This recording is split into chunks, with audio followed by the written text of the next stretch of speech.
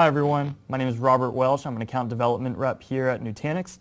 That means that I do cold prospecting into large G2000 accounts here. So to start, when you have your list of prospects that you want to go after, the best thing that you can do is to begin building a strategy around how you want to prospect into them. Step one is to build and establish a method and a cadence as to how you're going to go after them. Usually people do different methods, including LinkedIn and Twitter, which is totally fine if you have those social media platforms up to snuff for yourself. But emailing and cold calling are going to be your 1-2 punch. For a cadence between the two of them, it's highly recommended from professionals that you do at least 5 touches to a prospect, 3 minimum and 6 maximum. That way you can get all the messages to them that you want and also increase your open and response rate. The best order is really up to you where you have the most success. It can be email, call, email. Me personally, I always like to start with an email first, and then I can call someone and reference the email. That takes away some of the awkwardness around just picking up a phone and talking to someone for the very first time. But the combination is definitely necessary. I consider it like when you're going on a date and you buy the flowers and dress up, that's your email, and then ringing on the doorbell is your phone call. So when you want to call, I know that this is one of the biggest hurdles for everyone, and the easiest way to make a cold call a little bit warmer is to prepare yourself with relevant information. Luckily, the Nutanix Channel Sales Portal has a document that allows you to walk through what a typical conversation looks like, possible objections, and how to carry the conversation moving forward.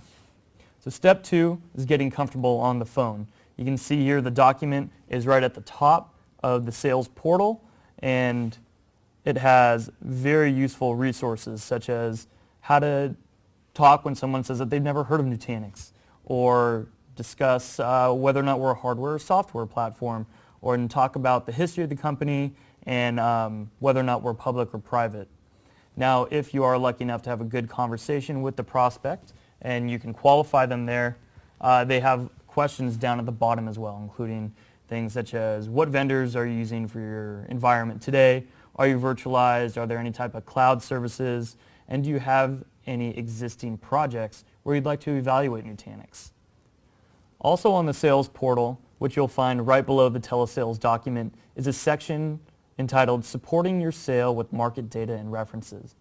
This will be where you can find information that can develop a more personal and relevant message to the prospect that really speaks to them instead of at them. This will increase your response rates and also give your prospect more information about what your company does. So as you can see here at the very bottom, I like to start with going by vertical when I develop my message in my email. So you can see that we have it broken down by financial services, healthcare, and others that we have good success with.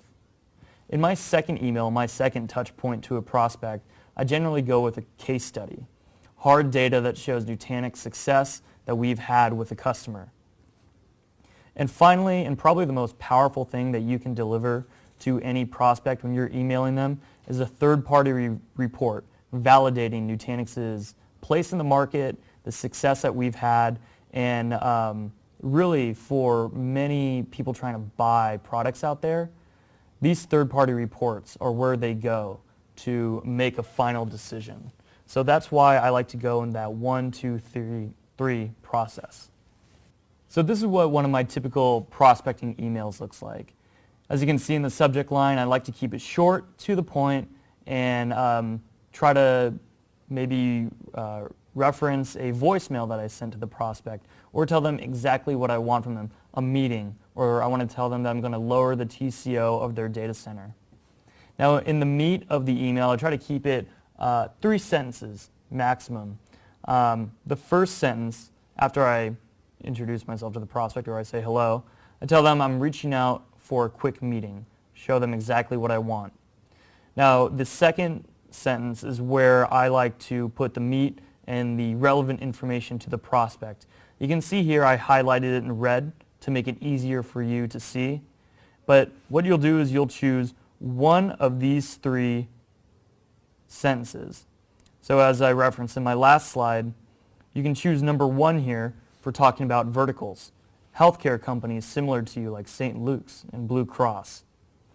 Or go with number 2, referencing success that a customer of Nutanix has had, such as Hallmark Business Connections, who reduced their operational costs by as much as 55%. Or number 3, like I referenced, probably the most powerful thing that you can mention here, which is third-party validation about Nutanix and where we are in our space, referencing the Gartner report or the ROI and TCO savings from the IDC report. Finally, my last and final sentence, I asked to connect on a single day or time frame that's maybe not tomorrow, but a few days out, giving the prospect time to look at their calendar and not be in such a rush. The final step, step 4 of prospecting, is handling competitive objections when you're talking to someone on the phone or via email. Most likely, some of these companies are with another vendor, or they've heard something that might not be true about Nutanix. So this is the section in the Getting Ready to Sell portal that you can find information on how to combat that. So this information here, these PDFs, you might want to take 1 or 2 sentences out and talk about them on the phone, or put them within some of your prospecting emails if you know that they're already using it, that vendor, or just taking a look at them. Here you can see that there are 6 of the most common ones that we see, such as VMware, SimpliVity, and legacy 3-tier architecture. So just opening up one of those PDFs, there's about 2 pages worth of information. But within those 2 pages, probably the best things that you can see here are the shortcomings of that other vendor, which you can see here highlighted at the top for SimpliVity, or the second section, how Nutanix combats and goes up against that other vendor. So with that information, you should be able to put just a snippet or 2 into an email, or you might be able to use it on the phone if you hear prospects say that they're considering another option, or they already have something in place.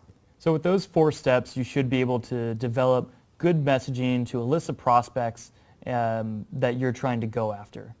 A final thought that I want to leave you with here as we end is that a relevant message to a prospect will go a lot farther than a general blast. So with that being said, thank you everyone, and happy selling.